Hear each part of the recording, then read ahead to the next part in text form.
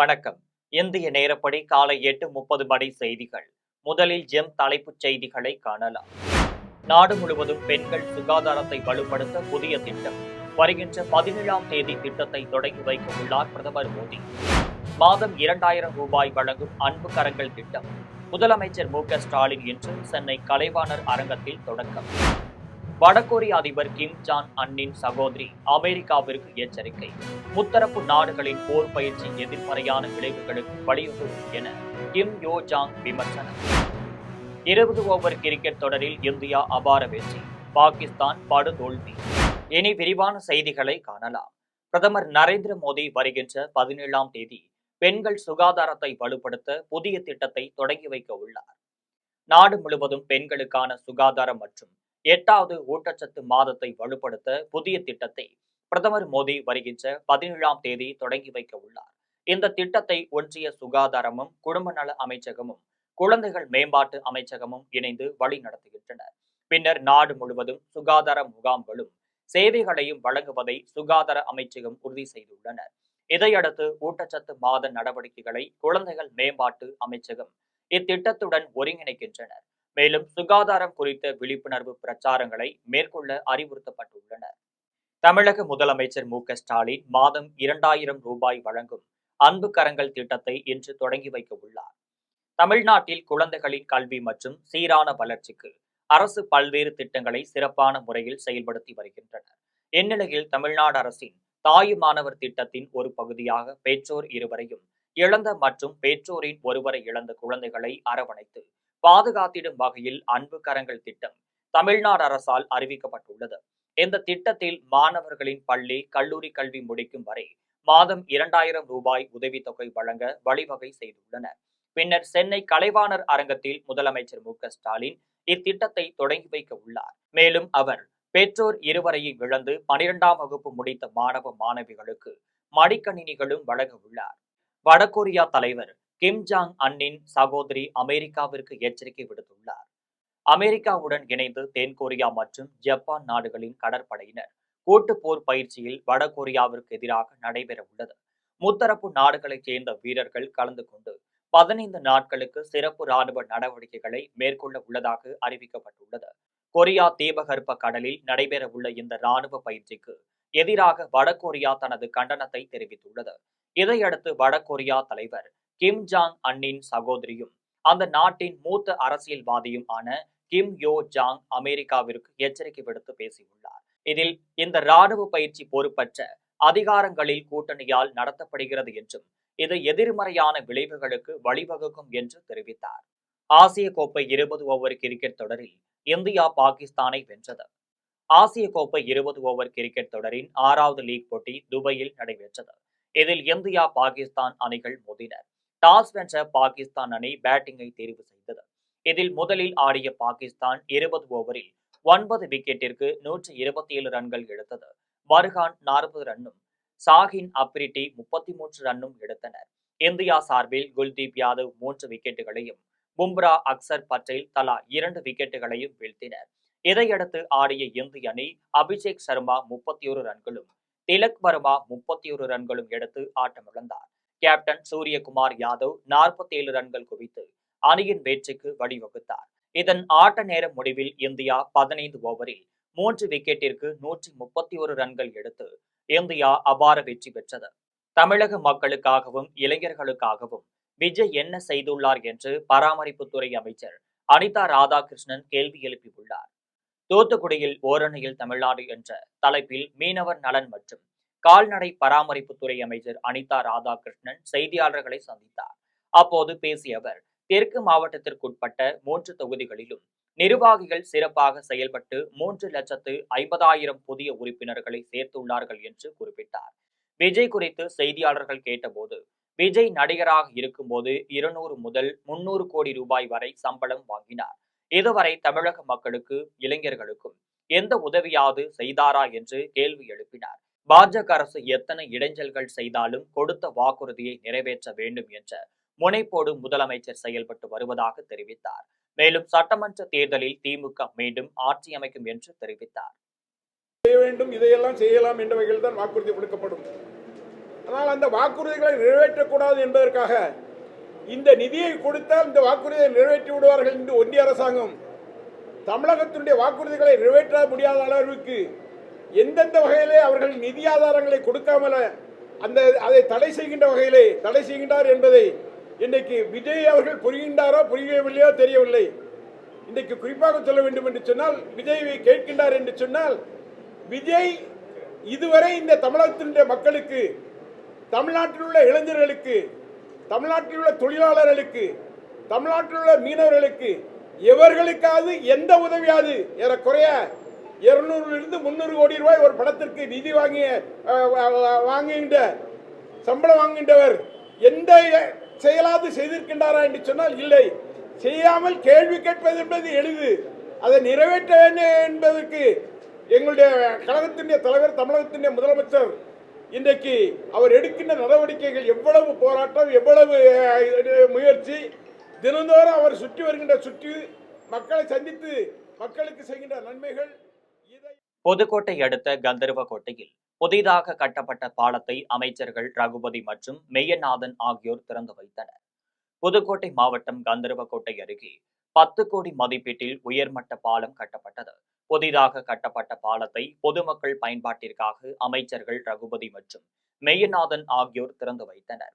புதுக்கோட்டை மாவட்டம் கந்தர்வக்கோட்டை சட்டமன்ற தொகுதிக்குட்பட்ட வெள்ளாள விடுதி மக்கள் ஆற்றில் குறுக்கே பாலம் கட்ட வேண்டும் என அரசு அதிகாரிகளிடம் மனு அளித்தனர். இந்த நிலையில் வெள்ளாள விடுதி கிராமத்தில் அக்னி ஆற்று அமைக்க அடிக்கல் நாட்டப்பட்டது. 2 ஆண்டுகளாக நடைபெற்று வந்த உயர்மட்ட பால பணிகள் நிறைவு பெற்று பொதுமக்கள் பயன்பாட்டிற்காக திறந்து வைக்கப்பட்டது. இத்துடன் கலையரங்கம், அங்கன்வாடி கட்டிடம் உள்ளிட்ட பல திட்டங்களை தொடங்கி வைக்கப்பட்டது. இந்நிகழ்ச்சியில் புதுக்கோட்டை மாவட்ட ஆட்சியர் அருணா, திமுக செயலாளர் பரமசிவம் உள்ளிட்ட பலர் கலந்து கொண்டனர். ஆசிரியர் தகுதி தேர்வு விவகாரத்தில் விரைவில் நீதிமன்றத்தில் மறுசீராய்வு மனு தாக்கல் செய்யப்படும் என தமிழக பள்ளிக்கல்வித்துறை அமைச்சர் அன்பில் மகேஷ் பொய்யாமொழி தெரிவித்துள்ளார். கோவை விமான நிலையத்தில் பள்ளிக்கல்வித்துறை அமைச்சர் அன்பில் மகேஷ் பொய்யாமொழி செய்தியாளர்களை சந்தித்தார். அப்போது ஆசிரியர் தகுதி தேர்வு விவகாரத்தில் தமிழக முதல்வர் மறுசீராய்வு மனு தாக்கல் செய்ய சொல்லியிருப்பதாகவும், இதுகுறித்து சட்ட ஆலோசனை நடைபெற்று வருவதாகவும் தெரிவித்தார். தாவேகா தலைவர் விஜய் செய்தியாளர்கள் கேள்விக்கு அந்த கூட்டத்தில் கலந்து கொண்ட தம்பிகள் வீட்டில் அரசின் பயனாளிகள் இருப்பார்கள் எனவும், தமிழ் புதல்வன் மூலமாகவோ, மகளிர் உதவித்தொகை மூலமாகவோ, காலை உணவு திட்டத்தின் மூலமாக அவர்கள் குடும்பத்தினர் பயனடைந்து இருப்பார்கள் எனவும் அமைச்சர் அன்பில் மகேஷ் பொய்யாமொழி தெரிவித்தார். இந்த கூட்டம் வந்திருக்குன்னு சொன்னாங்க, அதான் சொல்றேன். நான் முழுமையாக அதை பார்த்து விட்டு அதுக்கு பிறகு நான் என்னோட கருத்து. கூட்டம் எல்லாம் ஓட்ட மாறும்னு பாக்குறீங்களா? தெரிலங்க, யாரு போனாலும் ஒரு கூட்டம் அப்படிங்கிறது பார்க்க வராங்க, வேடிக்கை பார்க்கறோம், எல்லாம் போறாங்க. பட் அதெல்லாம் சார்ந்து ஏற்கனவே சொன்ன மாதிரி தான் அந்த தம்பிங்கள் வீட்லேயும் எங்களுடைய பெனிஃபிஷரிஸ், அரசாங்கத்தோட பெனிஃபிஷரிஸ், அந்த தம்பிங்களோட அண்ணனுங்களோ அக்காவோ கண்டிப்பாக புதுமை பெண்ணில் தமிழ் புதல்வனில் பயன்பெற்றவர்களாக இருப்பார்கள். அவங்களுடைய சொந்தமாக இருக்கக்கூடியவர்கள் கூட மகளிர் உரிமை தொகையில் பயன்பெற்றவர்களாக இருப்பார்கள். அவங்க சொந்தக்காரங்கள், அவங்க குடும்பத்தை சாதிக்கின்ற பிள்ளை, 5வது வரை படிக்கிற பிள்ளை காலை உணவு திட்டத்தில் பயனாளியாக இருக்கலாம். ஸோ அப்படி எல்லாம் எங்களை பொறுத்த வரைக்கும் அனைவரையும் அரவணைக்கக்கூடிய ஒரு திராவிட மாடல் அரசு. அதனால தான் எல்லோருக்கும் எல்லாம் என்பதை தமிழ்நாட்டு முதலமைச்சர் எந்த ஒரு பாரபட்சமும் இல்லாமல் அனைவரும் பயன்பெற வேண்டும் என்ற விதத்தில் நாங்கள் எங்கள் வேலையை நாங்கள் செஞ்சுட்டு இருக்கோம். எத்தனை நாடுகள் நம்மை கண்டு பொறாமைப்பட்டாலும் அத்தனையும் மீட்டு நமக்காக போராடக்கூடியவர் பிரதமர் நரேந்திர மோடி என்றும், பாரத பிரதமராக நரேந்திர மோடி பொறுப்பேற்ற பிறகு உலகில் இந்தியா தலை நிமிர்ந்து நிற்கிறது என்றும் சென்னையில் நடைபெற்ற ஜிஎஸ்டி வரி தொடர்பான நிகழ்ச்சியில் விக்ரமராஜா தெரிவித்துள்ளார். சென்னை ராயப்பேட்டையில் உள்ள மியூசிக் அகாடமியில் ஜிஎஸ்டி வரி தொடர்பாக வர்த்தக மற்றும் தொழில் சங்கங்களின் கூட்டு மாநாடு நடைபெற்றது. நிகழ்ச்சியில் மத்திய நிதித்துறை அமைச்சர் நிர்மலா சீதாராமன், தமிழக பாஜக தலைவர் நயினார் நாகேந்திரன், தமிழ்நாடு வணிகர் சங்கங்களின் பேரமைப்பின் மாநில தலைவர் விக்ரமராஜா, சென்னை ஐஐடி இயக்குனர் காமகொட்டி உட்பட பலர் தொழில் நிறுவனங்களின் உரிமையாளர்கள், வணிகர்கள் பங்கேற்றனர். மாநாட்டில் தமிழ்நாட்டின் வளர்ச்சிக்கான ஜிஎஸ்டி சீர்திருத்தங்கள் குறித்த புத்தகத்தை மத்திய நிதியமைச்சர் நிர்மலா சீதாராமன் வெளியிட அதனை தமிழக பாஜக தலைவர் நயினார் நாகேந்திரன் பெற்றுக் கொண்டார். நிகழ்ச்சியில் வணிகர் சங்கங்களின் பேரமைப்பின் மாநில தலைவர் விக்ரமராஜா பேசினார். அப்போது எத்தனை நாடுகள் நம்மை கண்டு பொறாமைப்பட்டாலும் அத்தனையும் மீட்டு நமக்காக போராடக்கூடியவர் பிரதமர் நரேந்திர மோடி என்றும், பாரத பிரதமராக நரேந்திர மோடி பொறுப்பேற்ற பிறகு உலகில் இந்தியா தலைநிமிர்ந்து நிற்கிறது என்றும் விக்ரமராஜா பிரதமரை புகழ்ந்தார். இந்த நிகழ்ச்சியிலே எங்களை பங்கேற்க வைக்கக்கூடிய வாய்ப்பு இருந்தான ராகவன் உள்ளிட்ட அனைவருக்கும் என்னுடைய நன்றியினை தெரிவித்துக் கொண்டு பத்திரிகை ஊடக நண்பர்களுக்கு வணக்கத்தை தெரிவித்துக் கொள்ளுகிறேன். ஜிஎஸ்டி அமல்படுத்திய பொழுது நமக்கு எல்லாம் பெரிய அதிர்ச்சியில் இருந்தோம். 28, 18, 12 4 கட்ட வரியாக பிரிக்கப்பட்டு அதில் முறைப்படுத்துவதற்கு பல்வேறு சோதனைகள் எல்லாம் நாம் கடந்திருக்கிறோம்.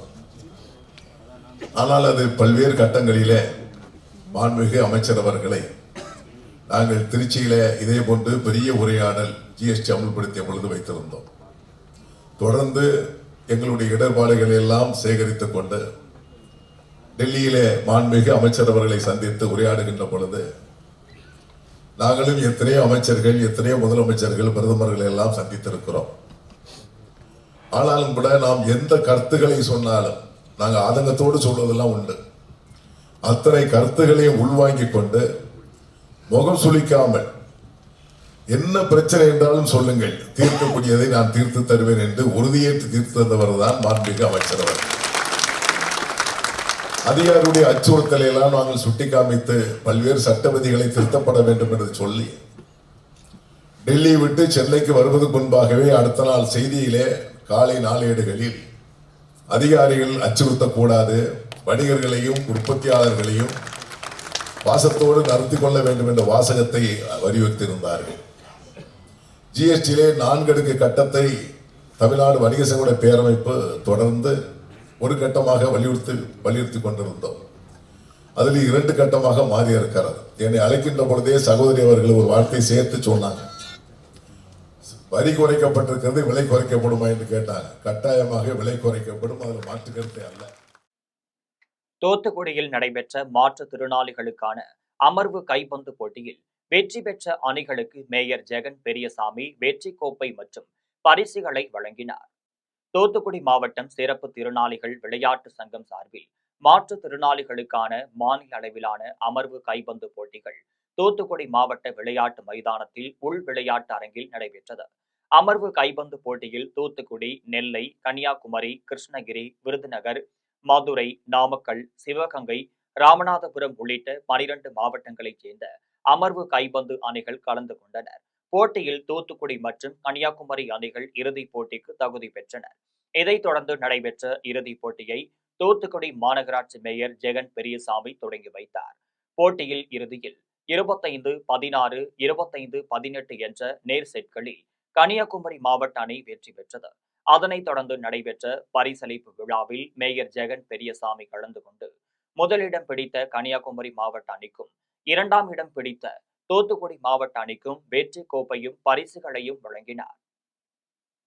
பிரதமர் நரேந்திர மோடியின் பிறந்த நாளை முன்னிட்டு மாரத்தான் போட்டி நடைபெற உள்ளதாக பாஜக மாநில தலைவர் ராமலிங்கம் தெரிவித்தார்.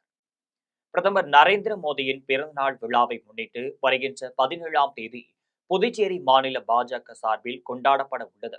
இதனை ஒரு பகுதியாக வரும் 21ஆம் தேதி 75 இடங்களில் நடைபெறும் மாரத்தான் போட்டியை பிரதமர் மோடி தொடங்கி வைக்கிறார். இது தொடர்பாக பாஜக அலுவலகத்தில் செய்தியாளர்களை சந்தித்து பேசிய மாநில தலைவர் VP ராமலிங்கம், பிரதமர் நரேந்திர மோடியின் பிறந்த நாளை முன்னிட்டு அவருடைய 25 ஆண்டு கால அரசியல் சாதனைகளை விளக்கும் வகையில் புதுச்சேரி மாநில பாஜக இளைஞரணி சார்பில் பல்வேறு விழாக்களுக்கும் ஏற்பாடு செய்யப்பட்டுள்ளது என்றார்.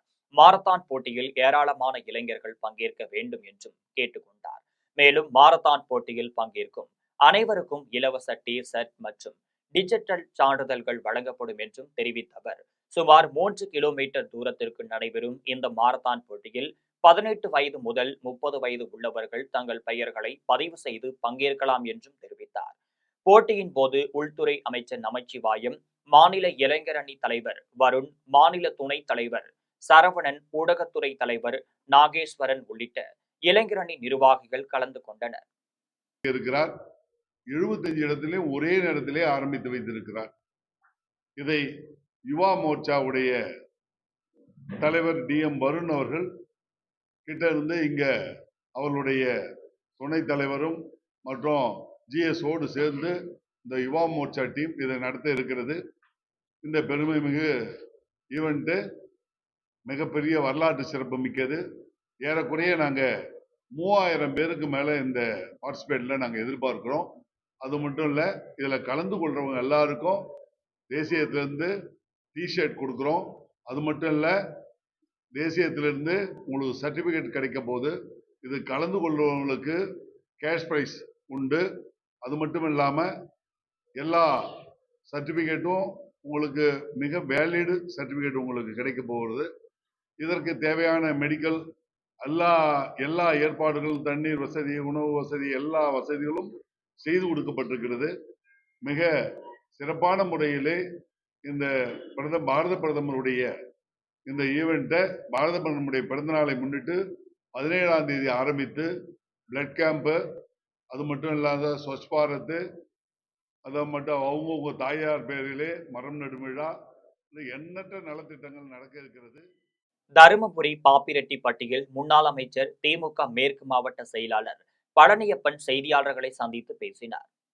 தமிழக முதல்வர் ஜூலை 1ஆம் தேதி ஓரணியில் தமிழ்நாடு என்ற இயக்கத்தை தொடங்கியதாகவும், ஒன்றிய பாஜக அரசை எதிர்த்து தமிழ்நாடு மக்களை ஒன்றிணைக்கும் வகையில் இந்த இயக்கம் ஆரம்பிக்கப்பட்ட 70 நாட்களில் தருமபுரி மாவட்டத்தில் 3,39,349 பேர் உறுப்பினர்களாக சேர்ந்துள்ளனர். 1,99,617 குடும்பங்கள் சேர்ந்து செப்டம்பர் 15 அன்று அண்ணாவின் பிறந்தநாளையொட்டி உறுதிமொழி ஏற்றுக்கொண்டு 2ஆம் கட்ட வேளையில் தருமபுரியில் உள்ள 897 பாகங்களில் பாக வாரியாக உறுதிமொழியை ஏற்க இருப்பதாகவும், எந்த வகையிலும் தலைகுனிய மாட்டோம், தமிழ்நாட்டின் உரிமைகளை விட்டுக் கொடுக்க மாட்டோம் என்று உறுதிமொழி ஏற்றுக்கொள்வதாகவும் தெரிவித்தார். தொடர்ந்து பேசிய அவர், வரும் செப்டம்பர் 17ஆம் தேதி அன்று கரூரில் நடைபெற இருக்கும் முப்பெரும் விழாவில் லட்சக்கணக்கானோர் பாக வாரியாகவும் தொகுதி வாரியாக ஒன்றிய வாரியாக கலந்து கொள்கின்றனர். மேலும் தமிழ்நாட்டினுடைய உரிமைகளை பாதுகாக்கப்பட வேண்டும், தமிழ்நாட்டின் உணர்வுகளை பாதுகாக்கவும், தமிழ் மொழியை பாதுகாக்கவும் தமிழக முதல்வர் அவர்களால் நிறைவேற்றப்பட்டு இருக்கிறது என்று தெரிவித்தார். பெரும் வெற்றி என்பதை இந்த நேரத்திலே தெரிவித்துள்ளேன். அப்படி பார்த்தோம்னு சொன்னால், நம்முடைய மாவட்டத்தில் ஓரணியில் தமிழ்நாடு என்ற இயக்கத்தில் 3,39,349 பேர் உறுப்பினர்களாக சேர்ந்திருக்கிறார்கள். குடும்பத்தை பொறுத்தவரையில் 1,99,617 குடும்பங்கள் இந்த ஓரணியில் தமிழ்நாட்டில் சேர்ந்திருக்கிறார் என்பதை தெரிவித்துக் கொள்கிறேன். இப்போது 2ஆம் கட்டம் ஆரம்பிக்குது. முதல் கட்டம் ஓரணியில் தமிழ்நாடு உறுப்பினர் சேர்க்கை, வீடு வீடாக சென்று பார்த்தது. இப்போ 2ஆம் கட்டம் ஆரம்பிக்குது. செப்டம்பர் 15ஆம் தேதி அண்ணானுடைய பிறந்த நாளிலே நாங்கள் எல்லாம் ஒரு உறுதிமொழி ஏற்க இருக்கிறோம். எந்த வகையிலுமே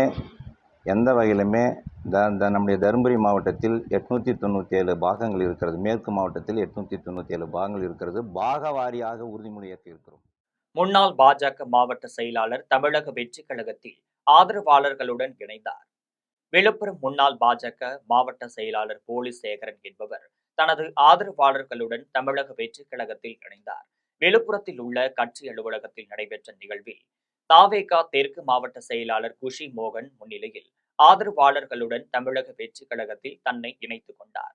இதனைத் தொடர்ந்து செய்தியாளர்களிடம் பேசிய முன்னாள் பாஜக மாவட்ட செயலாளர் போலீஸ் சேகர், 10 ஆண்டுகள் பாஜகவின் விழுப்புரம் மாவட்ட செயலாளராக பணியாற்றிய எனக்கு தற்போது பாஜகவின் கொள்கை பிடிக்காததால் அக்கட்சியில் இருந்து விலகி தாவேகாவில் இணைந்துள்ளதாக தெரிவித்தார். மேலும் 2026 தாவேகா வெற்றி பெறுவதும் விஜய் முதல்வர் ஆகுவதும் உறுதி என தெரிவித்தார். தேசிய கட்சியிலிருந்து முன்னாள் மாவட்ட செயலாளர் அண்ணன் போலீஸ் சேகர் அவர்கள் எங்கள் தலைவர் தளபதி அவர்களின் கொள்கையை பின்பற்றி அந்த கொள்கைக்கு முக்கியத்துவம் கொடுத்து எங்கள் கட்சியில் அவர் இணைந்திருக்கிறார். இது எங்களுக்கு மிகப்பெரிய சப்போர்ட்டாகவும், அது மட்டும் இல்லாமல் தமிழ்நாடு முழுக்க பெரியவர்லேருந்து சிறியவங்க வரைக்கும் மகளிர் முதற்கொண்டு எல்லாருமே எங்கள் தலைவரை நேசித்து ஒரு உண்மையான தமிழ்நாட்டுக்கு ஒரு உறுதுணையான தலைவராக தேர்ந்தெடுத்திருக்காங்க. அதை நினச்சி பார்க்கும்போது எங்களுக்கு ரொம்ப சந்தோஷமாக இருக்குது. இன்னும் மேலும் மேலும் எங்கள் கட்சிக்கு வலுவும் பலமும் சேரும். அது மட்டும் இல்லாமல் நிறையா பேர் எங்கள் கட்சியில் சேர்றதுக்கு ரெடியாக இருக்கிறாங்க. கிட்டத்தட்ட பார்த்திங்கன்னா காவல்துறையில் ஓய்வு பெற்றவங்க, ஆசிரியர் ஓய்வு பெற்றவங்க, அது மட்டும் இல்லாமல் நிறைய துறைகளிலிருந்து ஓய்வு பெற்ற எல்லாருமே சேர்றதுக்கு ரெடியாக இருக்கிறாங்க. அண்ணன் அவர்கள் இன்று இணைந்ததில் எங்களுக்கு ரொம்ப சந்தோஷமாகவும் மகிழ்ச்சியாகவும் இருக்குது. அவர் அண்ணனுக்கு நான் இந்த நேரத்தில் என்னுடைய நன்றியையும். மாற்றுக் கட்சியிலிருந்து 500 பேர் தமிழக வாழ்வுரிமை கட்சியில் இணைந்தனர். வேலூர் மாவட்டம் குடியாத்தம் சித்தூர் கேட் பகுதியில் உள்ள தனியார் திருமண மண்டபத்தில் பல்வேறு கட்சிகளில் இருந்து விலகி தமிழக வாழ்வுரிமை கட்சியில் இணையும் நிகழ்ச்சி நடைபெற்றது. கட்சியின் மாநில பொறுப்பாளர் இர்சாத் அலி தலைமையில் நடைபெற்ற நிகழ்ச்சியில் மாநில செயலாளர் ஜெகதீஷ் பாண்டியன், மாநில கொள்கை விளக்க அணி தலைவர் மாரிமுத்து, மாநில சுற்றுச்சூழல் அணி செயலாளர் ஐயப்பன் ஆகியோர் கலந்து கொண்டு சிறப்புரையாற்றினர். இதனைத் தொடர்ந்து குடியாத்தம் உள்ளிட்ட பல்வேறு பகுதிகளில் உள்ள மாற்றுக் கட்சியிலிருந்து சுமார் 500க்கும் மேற்பட்டோர் தமிழக வாழ்வுரிமை கட்சியில் இணைந்து கொண்டனர். அவர்களுக்கு சால்வை அணிவித்து வரவேற்றதைத் தொடர்ந்து ஏழை எளியோருக்கு நலத்திட்ட உதவிகள் வழங்கப்பட்டது.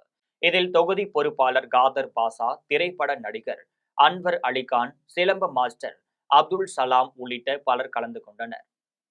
உதய மார்த்தாண்டபுரத்தில் ஆகாச மாரியம்மன் திருக்கோவிலில் கும்பாபிஷேக விழா வெகு விமரிசையாக நடைபெற்றது. திருவாரூர் மாவட்டம் உதய மார்த்தாண்டபுரம் மாரியப்பா நகரில் அமைந்துள்ள ஆகாச மாரியம்மன், காத்தவராயன், பெரியநாயகியம்மன் பரிவார தெய்வங்களுக்கு ஜீவாதாரண அஷ்டபதன மகா கும்பாபிஷேக விழா சிறப்பாக நடைபெற்றது. விழாவில் முன்னதாக விக்னேஸ்வர பூஜை, கோபூஜை, லட்சுமி பூஜை, நவக்கிரக பூஜை உள்ளிட்ட சிறப்பு பூஜைகள் நடைபெற்றது.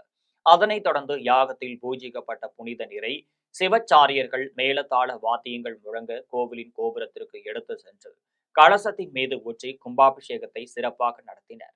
அதன் பின்னர் கோவிலில் திரண்டிருந்த பக்தர்கள் மீது புனித நீரை தெளித்தனர். அதனைத் தொடர்ந்து ஆகாச மாரியம்மன், காத்தவராயன், பெரிய நாகியம்மன் பரிவார தெய்வங்களுக்கு புனித நீர் ஊற்றப்பட்டு தீபாராதனை காண்பிக்கப்பட்டது. விழாவில் கோவில் கமிட்டி தலைவர் தங்க ஐயப்பன், கிளை தலைவர் எம் ரகுபதி, கிராம கமிட்டியினர் உட்பட திரளான பக்தர்கள் கலந்து கொண்டு சுவாமி தரிசனம் செய்தனர். விழாவில் பக்தர்களுக்கு அன்னதானம் வழங்கப்பட்டது. நினைத்தாலே முக்தியளிக்கும் திருவண்ணாமலை ஆன்மீக நகரில் நடைபெற்ற 2ஆம் நாள் மாநாட்டில் 1008 சுமங்கலி பெண்கள் கலந்து கொண்டு குத்துவிளக்கேற்றி குங்குமத்தால் அர்ச்சனை செய்து தீபார்த்தனை காட்டி வழிபட்டனர். பஞ்சபூத ஸ்தலங்களில் அக்னி ஸ்தலமாகவும் நினைத்தாலே முக்தியளிக்கும் திருத்தலமாக விளங்கும் திருவண்ணாமலை ஆன்மீக நகரில் வேத ஆகம ஆன்மீக கலாச்சாரத்தின் 2 நாள் மாநாடு நடைபெற்றது. முதல் நாள் மாநாட்டில் காஞ்சிபுரம் ஸ்ரீ சங்கர விஜயேந்திர சரஸ்வதி சாமிகள், மேல்மருவத்தூர் ஆதிபரா சக்தி சித்தர் பீட அடிகளால், ரத்தனகிரி பாலமுருகன் அடிமைகள் சாமி உட்பட பலர் கலந்து கொண்டனர். அதனைத் தொடர்ந்து நடைபெற்ற 2ஆம் நாள் ஆன்மீக கலாச்சார மாநாட்டில் 1008 குத்துவிளக்கு பூஜை நடைபெற்றது. இதில் 1008 சுமங்கலி பெண்கள் கலந்து கொண்டு குத்துவிளக்கிற்கு குங்குமத்தால் அர்ச்சனை செய்தனர். அதன் பின்னர் ஒரே நேரத்தில் அனைவரும் தீபார்த்தனை காட்டி வழிபட்டனர். வேலியார்குளம் ஸ்ரீமன் நாராயண சுவாமி திருத்தாங்கல் ஆவணி திருவிழா கோலாகலமாக நடைபெற்றது. நெல்லை கங்கனாகுளம் அருகே திருவிருத்தான் புள்ளி வேலியார்குளம் ஸ்ரீமன் நாராயணசாமி திருத்தாங்கல் ஆவணி திருவிழா கடந்த 5ஆம் தேதி கொடியேற்றத்துடன் துவங்கி சுவாமி வீதி உலா நடைபெற்று வந்தது. 8ஆம் திருநாள் அன்று சுவாமி குதிரை வாகனத்திலும், 9ஆம் திருவிழா அன்று ஹனுமன் வாகனத்திலும் பவனி வரும் நிகழ்ச்சி நடைபெற்றது. தினமும் இரவு அன்னதர்மம் நிகழ்ச்சியும் திருவிருத்தான் புள்ளி வேலியார்குளம் ஸ்ரீமன் நாராயணசாமி திருத்தாங்கல் நிர்வாகிகள் மற்றும் நன்கொடையாளர்கள், பக்தர்கள் உட்பட ஏராளமானவர்கள் விழாவிற்கான ஏற்பாடுகளை செய்தனர். பள்ளிகொண்டாவில் தெய்வ திருமதி கெஜலட்சுமி அம்மையாரின் நினைவாக இலவச மருத்துவ முகாம் நடைபெற்றது. வேலூர் மாவட்டம் குடியாத்தம் பள்ளிகொண்டா பகுதியில் அண்ணா வெல்டிங் ஒர்க்ஸ் சார்பில் பொது மருத்துவ முகாம் நடைபெற்றது. இதில் அண்ணா வெல்டிங் ஒர்க்ஸ் உரிமையாளர் சகாதேவன் தலைமையிலும், வேலூர் அரசு மருத்துவக் கல்லூரி மருத்துவர் யுவராஜ் முன்னிலையிலும் நடைபெற்று பொது மற்றும் ஆய்வக அறுவை சிகிச்சை நிபுணர் மருத்துவர் சந்தானா கோபால், குழந்தைகள் நல மருத்துவர் ஹேமலதா மற்றும் ஸ்ரீ சாய் ஹியரிங் ஆகியோர் பங்கேற்று காது, மூக்கு, தொண்டை, எலும்பு ஆகியவற்றிற்கு சிகிச்சை அளித்தனர். பின்னர் இலவசமாக மருந்து மாத்திரைகள் வழங்கி இரத்த அளவு, சர்க்கரை, இரத்த அழுத்தம் ஆகிய பரிசோதனை செய்யப்பட்டது. பொதுமக்கள் பலர் கலந்து கொண்டு இம்முகாமில் பயனடைந்தனர். ஜம்புலிபுத்தூரில் நீதிமன்ற உத்தரவுப்படி கடைகளை முழுமையாக அகற்றாமல் கண் துடைப்பிற்காக ஒரே ஒரு கடையை மட்டும் அகற்றியதாக கோவில் அறநிலையத்துறை நிர்வாகம் மீது கடைகளை ஏலம் எடுத்த வீரபாண்டி குற்றம் சாட்டினார். தேனி மாவட்டம் ஆண்டிப்பட்டி அடுத்த ஜம்புலிபுத்தூரில் இந்து சமய அறநிலையத்துறையின் கட்டுப்பாட்டில் 800 ஆண்டுகள் பழமையான கதலி நரசிங்க பெருமாள் திருக்கோவில் அமைந்துள்ளது. இக்கோவிலில் பூஜை பொருட்கள், துளசி, பூ, தேங்காய், பழம் ஆகியவற்றை விற்பனை செய்யும் கடைகளுக்கான ஏலம் நடைபெறுவது வழக்கம். அதன் அடிப்படையில் கடந்த ஆண்டு நடைபெற்ற ஏலத்தில் அனைத்து பூஜை பொருட்களின் கடைகளை நடத்துவதற்கு கடந்த 2024ஆம் ஆண்டு ஜூலை மாதம் முதல் அடுத்த ஆண்டு ஜூன் 30ஆம் தேதி வரை ஏலம் விடப்பட்டது. இந்த ஏலத்தில் ஆண்டிப்பட்டியைச் சேர்ந்த வீரபாண்டி என்பவர் ரூபாய் 6,50,000க்கு பூஜை பொருட்கள் விற்பனை செய்யும் கடைகளை ஏலம் எடுத்தார். இந்த நிலையில் சென்ற முறை ஏலம் எடுத்தவர்களும் கடை வைத்து நடத்தியதால் முறையாக ஏலம் எடுத்த தனக்கு விற்பனை பாதிப்பு ஏற்படுகிறது என மதுரை நீதிமன்றத்தில் வீரபாண்டி வழக்கு தொடுத்தார். வழக்கின் இறுதியில் முறையாக ஏலம் எடுக்காமல் கடை நடத்துபவர்களை அகற்ற வேண்டும் என வீரபாண்டிக்கு ஆதரவாக நீதிமன்றம் தீர்ப்பளித்தது. இந்நிலையில் முறையாக ஆக்கிரமிப்பு கடைகளை அகற்றாமல் கோவில் அறநிலையத்துறை அதிகாரிகள் கண் துடைப்பிற்காக ஒரே ஒரு கடையை மட்டும் அகற்றிவிட்டு மற்ற கடைகளை அகற்றாமல் நாடகமாடுவதாக வீரபாண்டி குற்றம் சாட்டினார். குடும்ப சார்பாக அந்த ஜம்பளி கதிரேச பெருமாள் திருக்கோவிலில் 1/7/2025 30/2027 வரைக்கும் ஏலம் எடுத்திருக்கோம் சார். 2026 வரைக்கும் ஏலம் எடுத்திருக்கோம் பூஜை பொருளுக்கு. அந்த பூஜை பொருள் விற்க விடாமல் சென்ற வருடம் ஏலம் எடுத்து இந்த வருஷம் ஏலத்தில் கலந்துக்காதவங்க அங்கங்கே கடையை போட்டுக்கிட்டு எங்களுக்கு இடர்பாடு பண்ணுறாங்க. அங்கே வரும் வழிகள், கோயிலுக்கு வரும் வழிகளில் பஸ் ஸ்டாண்டு கிட்ட வரும் வழிகள் கடையை போட்டு ரொம்ப இடத்தில் பண்ணுறாங்க. எங்களால் ரெகுலராக கோயில் கட்டின 6,50,000 இல்லை இப்படி அது இல்லாமல் ரெகுலர் பூ, துளசி வாங்கி கட்டி அது ஒவ்வொரு வாரம் அழுகி தான் போய்கிட்டு இருக்கு. இதை கிட்டத்தட்ட 1/7/2025 தொடர்ந்து செயல் அலுவலர், இணை கமிஷனர், அசிஸ்டன்ட் கமிஷனர் அவங்களாம் தொடர்ந்து புகார் அனுப்பிச்சோம். இப்போ வரைக்கும் இந்த ஒரு நடவடிக்கை இருக்காத காரணத்தினால நாங்கள் மதுரை ஹைகோர்ட்டில் கேஸ் போட்டோம். கேஸ் போட்டு 12/8/2025 ஜட்ஜ்மெண்ட் கொடுத்துருக்காங்க. அது ஆக்கிரமிப்பு கடை ப்ளஸ் அவுட் சைடு கடையில் பூரா இருக்கிறது பூஜை பொருட்கள் கூட அவுட் சைட் ஆர்டர் கொடுத்துருக்காங்க. அந்த ஆர்டரையும் இப்போ வரைக்குமே எந்த ஒரு அதிகார நடவடிக்கை எடுக்கல. மாற்றிடம் வழங்காமல் இலங்கை மக்கள் பாதிப்பதால் தற்காலிக மாற்றிடம் வழங்க அரசிற்கு கோரிக்கை விடுத்துள்ளனர். சேலம் கெங்கவள்ளி அருகே நாகியம்பட்டியில் 180க்கும் மேற்பட்ட இலங்கை அகதிகள் முகாமில் குடியிருந்து வருகின்றனர். இந்த நிலையில் முகாமில் உள்ள குடியிருப்பு வீடுகள் முறையாக இல்லாததால் மக்களின் கோரிக்கையை ஏற்று தமிழக அரசு 174 குடும்பத்தினருக்கும் சுமார் 200 கோடி மதிப்பீட்டில் புதிய வீடுகள் கட்டும் பணிகள் தொடங்கி நடைபெற்று வருகிறது. இந்நிலையில் இலங்கை அகதிகளுக்கு தற்காலிகமாக மாற்று இடம் வழங்காமல் வீடு கட்டும் பணி தொடங்கியதால் நாங்கள் குழந்தைகள் மற்றும் வயது முதிர்ந்தவர்களை வைத்துக் கொண்டு குடியிருப்புக்கு வீடு இல்லாமல் சிரமத்திற்குள்ளாகி வருவதாகவும் இதனால் தற்காலிகமாக குடியிருப்புக்கு இடம் ஒதுக்கி தர வேண்டும் என அப்பகுதி மக்கள் அரசிற்கு கோரிக்கை விடுத்தனர். நாகர்கோவிலில் பராமரிப்பு பணியில் ஈடுபட்டிருந்த போது மின் ஊழியர் உயிரிழந்த சம்பவம் பெரும் சோகத்தை ஏற்படுத்தியுள்ளது. கன்னியாகுமரி அடுத்த நாகர்கோவிலில் சுற்றுவட்டார பகுதிகளில் காலை 9 மணி முதல் மாலை 5 மணி வரை மின் விநியோகம் தடை செய்யப்படும் என மின்சார வாரியம் அறிவித்துள்ளது. இதையடுத்து புத்தேரி பகுதியில் உள்ள மின் கம்பத்தில் உடன்குடி ஊரை சார்ந்த சுரேஷ் என்ற ஊழியர் பராமரிப்பு பணி மேற்கொண்டு வந்தார். சிறிது நேரத்தில் சுரேஷ் மின்கம்பத்தில் வாயில் நுரை தள்ளி தொங்கியவாறு இருப்பதை கண்ட சக ஊழியர்கள் உடனடியாக அவரை மீட்டு மருத்துவமனைக்கு அழைத்து சென்றனர். ஆனால் அவர் பரிதாபமாக உயிரிழந்தார். இதுகுறித்து வழக்கு பதிவு செய்த காவல்துறையினர் விசாரணை மேற்கொண்டனர். இந்த சம்பவம் அப்பகுதியில் பெரும் சோகத்தை ஏற்படுத்தியுள்ளது. மீண்டும் ஜெம் தலைப்புச் செய்திகள். நாடு முழுவதும் பெண்கள் சுகாதாரத்தை வலுப்படுத்த புதிய திட்டம்.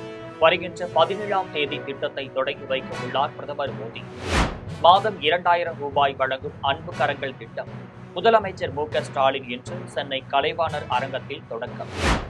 வடகொரிய அதிபர் கிம் ஜாங் அன்னின் சகோதரி அமெரிக்காவிற்கு எச்சரிக்கை. முத்தரப்பு நாடுகளின் போர் பயிற்சி எதிர்மறையான விளைவுகளுக்கு வழிவகுக்கும் என கிம் யோ ஜாங் விமர்சனம். 20 ஓவர் கிரிக்கெட் தொடரில் இந்தியா அபார வெற்றி, பாகிஸ்தான் படுதோல்வி. இத்துடன் ஜெம் செய்திகள் நிறைவடைகின்றன. மீண்டும் ஜெம் செய்திகள் மதியம் 1:30 மணிக்கு. உடனுக்குடன் செய்திகளை காண gemlive.tv என்ற இணையதளத்தில் இணைந்திருங்கள். நன்றி, வணக்கம்.